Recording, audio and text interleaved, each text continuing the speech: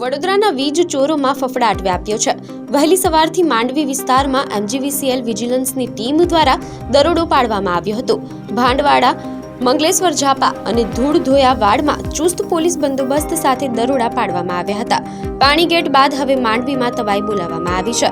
Police કાફલા સાથે ભાંડવાડા અને મંગલેશ્વર ઝાપામાં વીજ ચેકિંગ શરૂ થતા વીજ ચોરોમાં ફફડાટ વ્યાપ્યો હતો।